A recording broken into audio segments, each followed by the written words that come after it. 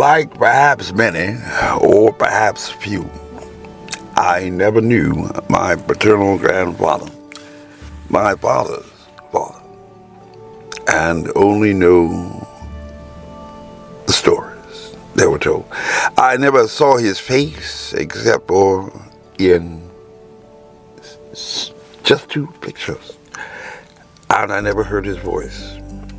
And I only know of his nature from stories that I had been told as a child to gain an impression of his touch. It was November 4th, 1924, and there were only then just 48 states in the Union. In an election year in which voters chose a total of only 12 representatives or electors to the Electoral College, who voted for president and vice president, very different from elections in modern times. The candidates were the Republican Silent Cal or Cool Cal and Coolidge, as described by the preacher's kid Norman McLean, the author of A River Runs Through It.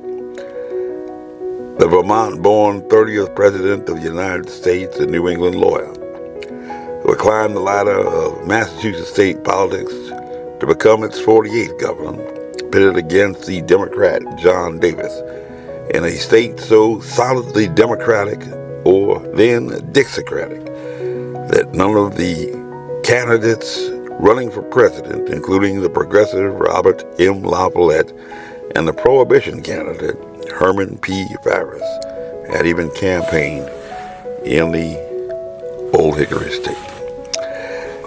And as a former Confederate state, North Carolina had a history of what were called Jim Crow laws, which had the effect of disenfranchising its African American population, ensuring the dominance of the Democratic state party in politics, as had been true also just north in Virginia, and is very true today. Notably, however, unlike the states of the Deep South, the Republican Party had sufficient historic Unionist white support from the mountains and northwestern Piedmont regions to gain a stable 1/3 of the statewide vote total in most general elections. And yet, despite the general attitudes of Southern voters in North Carolina in the early part of the 20th century, which had found mass lynchings and the rise of the Ku Klux Klan in 1920, when one ambitious pastor was first arriving in Rockingham County, my grandfather, just across the Virginia state line from Danville. With the passage of the 19th Amendment, North Carolina actually became the very first former Confederate state to abolish its poll tax, which, when enforced, was in fact less severe than other former Confederate states, with the result that more whites participated. And in 1924,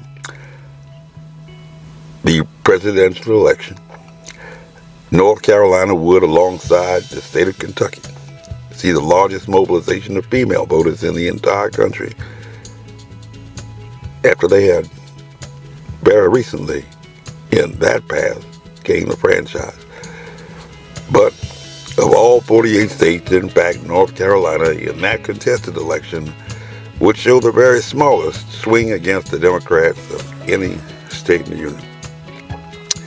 And that was the election year during which, just 3 years after erecting a 2-story, 3-bay deep, rectangular gable front red brick late Gothic Revival ecclesiastical style building, the Mount Sinai Baptist Church, located on a large city lot on 512 Henry Street, that today is listed on the National Historic Registry, recognized as an example of early 20th century Gothic Revival ecclesiastical architecture, symbolic of urban sophistication during this period in that country town, that Reverend Charles William Webb was shot in the back of the head and left to bleed out on the street while residents simply walked past without taking notice. The The most popular family narrative suggests that the troublemaker Negro preacher, Reverend Charlie, had decided to put on his Sunday's finest to attempt to vote in what was then known as Leakesville, North Carolina. And during those days, he was probably voting Republican. And in North Carolina, that would have been true to his character, and who would, particularly in the American South during the days that had inspired the Abel Mirapole song Strange Fruit, sung by the popular singer Billie Holiday, that would be the last place that a Negro who knew his place would know to go, and definitely to avoid at all costs. And this account tends to be corroborated by the known fact that in the 12 years thereafter, during which he would pay the price of being enslaved to an invalid condition from that election day decision, up in the city of Philadelphia, the city of brotherly love, no matter what, come hell or high water, Reverend Charlie would again put on his Sunday's finest to exercise his franchise right to vote. But on that November day in 1924, the only definitive fact is that when he walked to the vicinity of a voting precinct, he had decided to walk alone with no one there to watch his back. Defiant Reverend Charlie had dared to be a Daniel, had dared to stand alone, had dared to have a purpose firm, and had dared to make it known.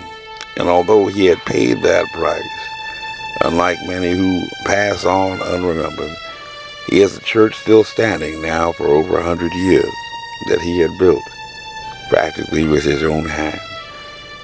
And the stories of his memory survive in a history of civil rights and civil wrongs.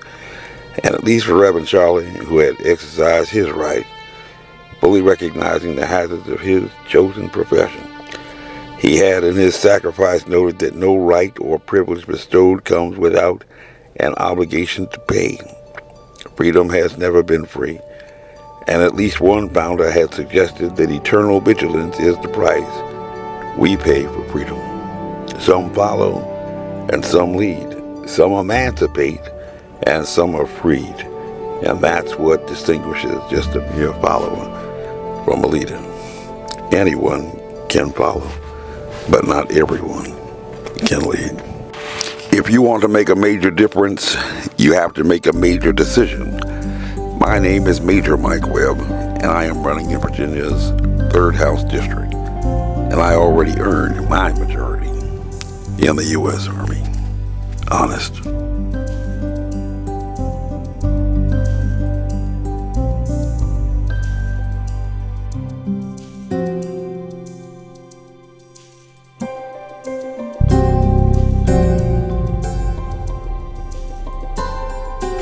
This message was approved by Major Mike Webb. Honest.